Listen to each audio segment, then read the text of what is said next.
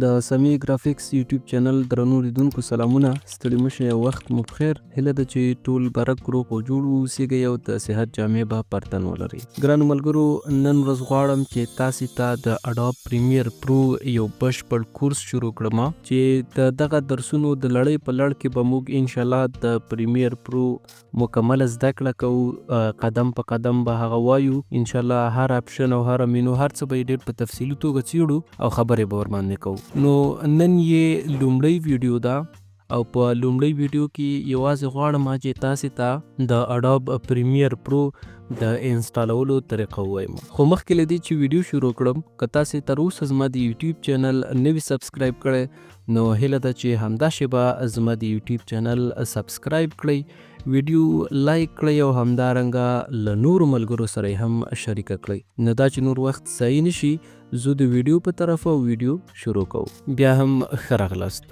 نو تاسو ګورئ چې دلته ما سره د اډوب پریمیر پرو 2021 سیټ اپ موجود دی. تاسو کولی شئ چې دا له انټرنیټ څخه هم ډاونلوډ کړئ یا په بازار کې یو سی ډي واخلئ، کریک ورژن له هماغې هم کولی شئ. نو هر کله مو چې دغه سیټ اپ ډاونلوډ کړو، را به شئ دلته او دلته لیکلي دي سیټ اپ. په دغه سیټ اپ باندې به ډبل کلیک وکړئ. تاسو هر کله مو چې ډبل کلیک ور باندې وکړو، دلته به یس انتخاب کړئ ورته. نو د اډوب پریمیر پرو انسټالر یو کوچنی وینډو به له تاسو سره خلاصه شي.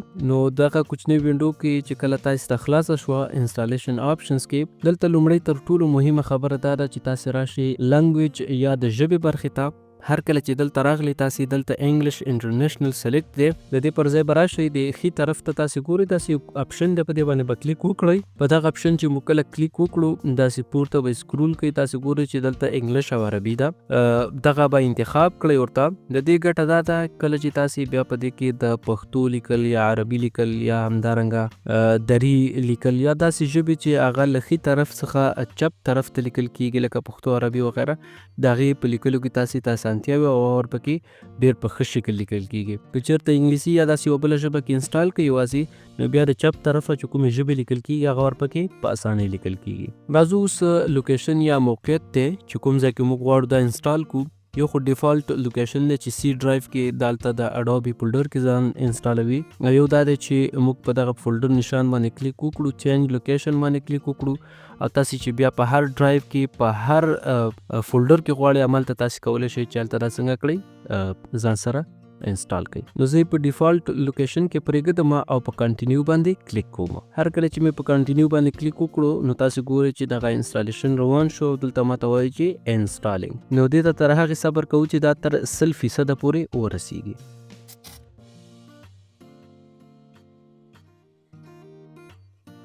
نو ګرانو ملګرو، تاسو ګورئ چې دلته ماته وایي انسټال کمپلیټ اډوبي پریمیر پرو هز بین سکسسفولي انسټالډ، یعنی له موږ سره پریمیر پرو څنګه شو، انسټال شو. نو دغه وینډو او دغه کړکۍ به تاسو له ځان سره کلوز یا بنده کړئ. دا مو چې هر کله بنده کړله، نو پریمیر پرو له موږ سره څنګه شو، انسټال شو. زه راځم دلته سرچ کوم اډوبي.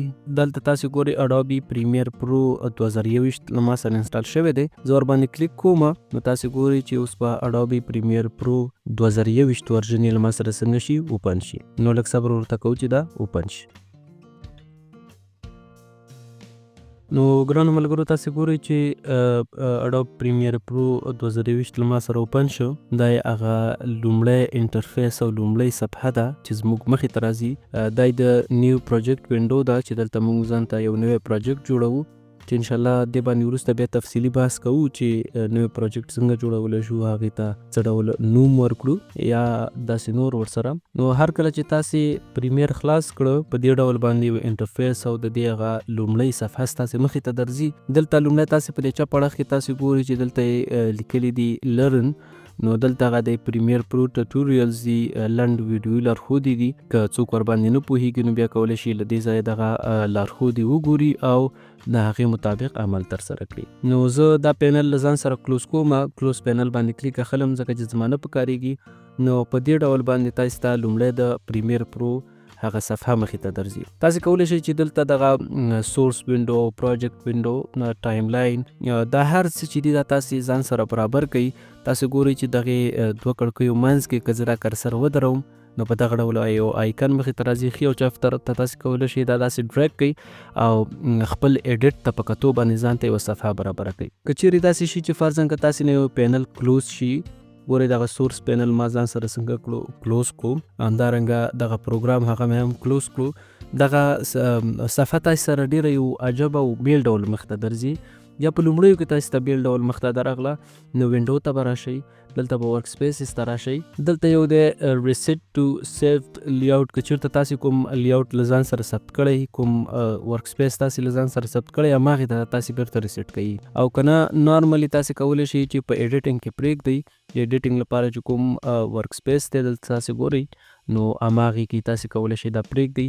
نو انشاءالله راتلونکي کارونه به ټول موږ په دې ورک سپیس کې کوو. تاسې په همدې شکل له ځان سره برابر کړئ چې وروسته بیا تاسې ته پکې کوم مشکل نه وي. نو دا وه ګرانو ملګرو زموږ د نن ورځ ویډیو چې د پریمیر پرو د انسټالیشن په هکله وه. هیله ده چې ویډیو مو خوښه شوې وي. که ویډیو مو خوښه شوې وي ویډیو در سره حتما لایک کړئ، له نورو ملګرو سره شریک کړئ، او که چیرې زما په چینل کې نیو یاستئ نو همدا اوس زما د یوټیوب چینل سبسکرایب کړئ. تر بیا ښه وخت، ښې چارې، خدای مو مل.